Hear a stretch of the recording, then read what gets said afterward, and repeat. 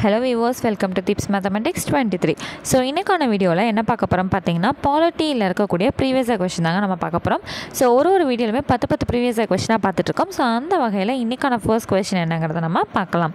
Which of the following is call mini constitution? பின்வருவனவற்றில் எது சிறு அரசியலமைப்பு என்று அழைக்கப்படுகிறது? ஸோ ஆப்ஷன்ஸ் பாருங்கள்.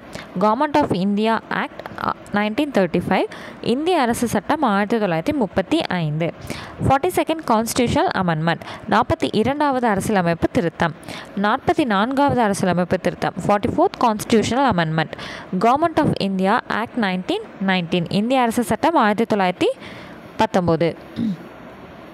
ஸோ இதில் வந்து பார்த்திங்கன்னா 42nd கான்ஸ்டியூஷனல் அமெண்ட்மெண்ட் தான் இது. அந்த மினி கான்ஸ்டியூஷன் சிறு அரசியலமைப்பு அப்படிங்கிறது என்னென்னு பார்த்தீங்கன்னா, நமக்கு இந்த அரசியலமைப்பு புத்தகம் இருக்குது இல்லைங்களா? ஸோ அதில் வந்து கொஞ்சம் அதிகபட்சமான கரெக்ஷன்ஸ் வந்து எப்போ நடந்துச்சு அப்படின்னு பார்த்தீங்கன்னா 42வது அரசியலமைப்பு திருத்தத்தில் தான் வந்து நடந்துச்சு. ஸோ அது என்னன்னு சொல்கிறாங்க அப்படின்னு பார்த்தீங்கன்னா, மினி கான்ஸ்டியூஷன் சிறு அரசியலமைப்பு அப்படிங்கிறத 42வது அரசியலமைப்பு திருத்தத்தை வந்து குறிப்பிடுறாங்க. ஸோ இதுக்கான இயர் என்னன்னு தெரிஞ்சுது அப்படின்னா கமெண்ட் பண்ணுங்கள். அண்ட் மறக்காமல் 44வது அரசியலமைப்பு திருத்தத்துக்கான இயரும் என்னன்னு தெரிஞ்சதுன்னா கமெண்ட் பண்ணுங்கள். ஸோ இந்த 2 திருத்தத்துக்கான அந்த வருடம் அப்படிங்கிறது வந்து ரொம்ப ரொம்ப முக்கியமான ஒன்றுங்க. அடுத்து இன்றைக்கான second question. In India the political parties are given official recognitions by. இந்தியாவில் அரசியல் கட்சிகளுக்கு அதிகாரப்பூர்வமாக அங்கீகாரம் வழங்குவது. ஆப்ஷன்ஸ் பாருங்கள். President, parliament, election commission, all party parliamentary committee, குடியரசுத் தலைவர், பாராளுமன்றம், தேர்தல் ஆணையம், அனைத்து கட்சி பாராளுமன்ற குழு. ஸோ கொஸ்டின் என்னங்க கேட்டாங்க, அரசியல் கட்சிகளுக்கு அதிகாரப்பூர்வமாக அங்கீகாரம் யாருங்க வழங்கணும்? ஸோ எலெக்ஷன் கமிஷன் தான் வந்து அங்கீகாரம் வழங்கணும். ஸோ ஆப்ஷன் சியில் இருக்கக்கூடிய தேர்தல் ஆணையம். ஸோ இப்போ தேர்தல் ஆணையத்தில் வந்து எத்தனை ஹெட் இருக்காங்க, அந்த ஹெட்டுக்கு கீழே எத்தனை பேர் இருக்காங்க? இந்த கொஸ்டின் வந்து ரொம்ப ரொம்ப முக்கியமானதுங்க. இது தெரிஞ்சது அப்படின்னா கமெண்ட் செக்ஷனில் கமெண்ட் பண்ணுங்கள், ஓகேங்களா? ஸோ அடுத்த third question. How many members are being nominated by the president to the Rajya Sabha? மாநிலங்களவையில் ஜனாதிபதியால் எத்தனை உறுப்பினர்கள் நியமனம் செய்யப்படுகின்றனர்? ஸோ இதுக்கான ஆன்சர் வந்து பார்த்திங்கன்னா 12 persons வந்து நியமனம் செய்யப்படுகிறாங்க. அடுத்தது, the word secularism was added in to the preamble by the 42nd constitutional amendment act of. சமய சார்பற்ற என்ற வார்த்தை 42வது அரசியலமைப்பு திருத்த சட்டத்தின் மூலம் முகவுரையில் சேர்க்கப்பட்ட ஆண்டு. ஸோ நான் கேட்ட கொஷினுக்கான ஆன்சர் இங்கேயே இருக்குங்க. 42வது அரசியலமைப்பு எப்போ நடந்துச்சு, அரசியலமைப்பு திருத்தம் எப்போ நடந்துச்சு அப்படின்னா 1976 வந்து நடந்திருக்கு, ஓகேங்களா? ஸோ அப்போது 44க்கு வந்து என்ன வருடம்னு தெரிஞ்சதுன்னா கமெண்ட் பண்ணுங்கள். Which article and part of the constitution of India deals with loss of Indian citizenship? இந்திய அரசியலமைப்பு சட்டத்தின் எந்த பிரிவு மற்றும் பிரிவுகள் குடியுரிமை இழத்தல் பற்றி குறிப்பிடுகின்றன? ஸோ குடியுரிமை இழக்கிறத பற்றி எந்த ஆர்டிக்கிள் எந்த பிரிவு சொல்லுது அப்படின்னு வந்து பார்த்திங்கன்னா பார்ட் 1 கண்டிப்பாக கிடையாதுங்க. ஸோ பார்ட் 2 இங்கே 2 இடத்துல இருக்குங்க. ஸோ பார்ட் 2 தான் வந்து சிட்டிசன்ஷிப் பற்றி சொல்லுன்றது நம்ம ஆல்ரெடி படித்தது தான். ஸோ இந்த பார்ட் 2ங்கிறது 2 ஆப்ஷன் உங்கள் கண்ணில் படும். அடுத்து வரும்போது 5லேருந்து 11, 5லேருந்து 6 பார்க்கும்போது 5லேருந்து 6 வந்து தவறானது, 5லேருந்து 11 வரை தான் பகுதி 2 வந்து இருக்குது. அப்போ கடைசி வரையும் படிக்கிறப்ப தான் என்னங்க வரும், குடியுரிமை இழத்தல் பற்றி வந்து நமக்கு தெரிய வரும். அப்போ இதுக்கான ஆன்சர் வந்து ஆப்ஷன் பியில் இருக்கக்கூடிய பிரிவு 2 அரசியலமைப்பு சட்டம் 5 முதல் 11 வரை, பார்ட் 2 ஆர்டிகிள் 5லேருந்து 11 வரை, ஓகேங்களா? ஸோ அடுத்த question. Choose the false statement with respect to the qualification for the election of Indian president. He or she should be a citizen of India. He or she must have completed the age of 40 years. He or she must not hold any office of profit under the union, state or local government. He or she should have the other qualification required to become a member of the Lok Sabha. தவறான கூற்றினை காட்டுக.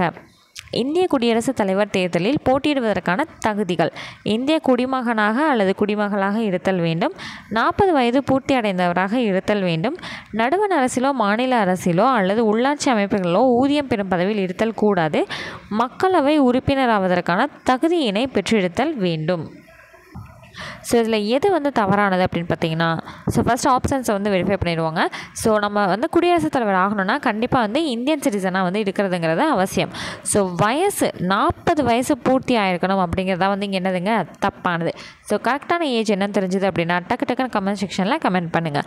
So அடுத்து 3வது point பார்த்தீங்கன்னா, நடுவண் அரசிலோ மாநில அரசிலோ அல்லது உள்ளாட்சி அமைப்புகளோ ஊதியம் பெறும் பதவியில் இருக்கக்கூடாது. இது கரெக்டு. அடுத்தது மக்களவை உறுப்பினராவதற்கான தகுதியினை பெற்றிருத்தல் வேண்டும்.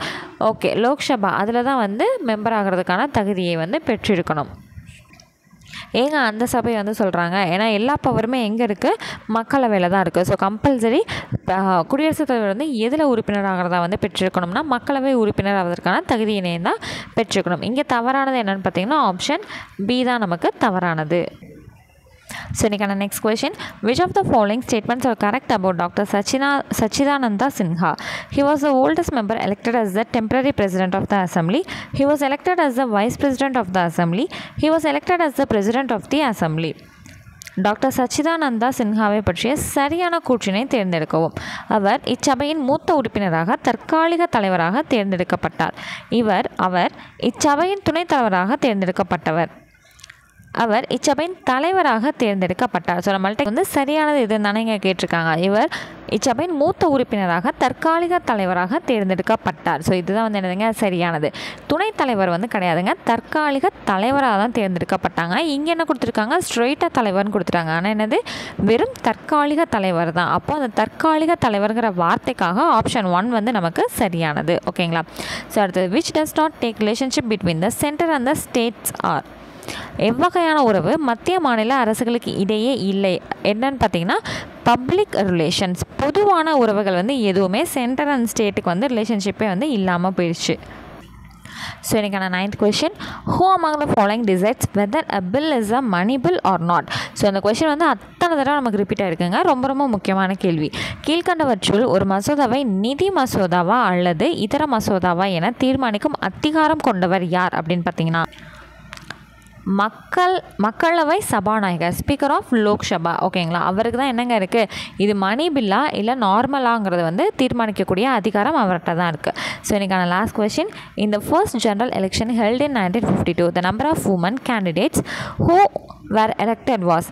1952 நடைபெற்ற முதல் பொது தேர்தலில் வெற்றி பெற்ற பெண் வேட்பாளர்களின் எண்ணிக்கை யாது அப்படின்னு பார்த்தீங்கன்னா 22. ஓகேங்களா. ஸோ இன்றைக்கான 10 questions வந்து நம்ம கம்ப்ளீட் பண்ணிட்டோம். ப்ரீவியஸாக போட்ட வீடியோஸ்லாம் நீங்கள் பார்க்கணும்னு வச்சிங்கன்னா அதுக்கான ப்ளேலிஸ்ட் வந்து தனியாக ஆல்ரெடி க்ரியேட் பண்ணி வச்சுருக்கோம். ஸோ அதில் செக் பண்ணி பார்த்தீங்கனாலே உங்களுக்கு கிடைக்கும். ஓகேங்களா. ஸோ நெக்ஸ்ட் வீடியோவில் மீட் பண்ணுறேன். தேங்க்யூ.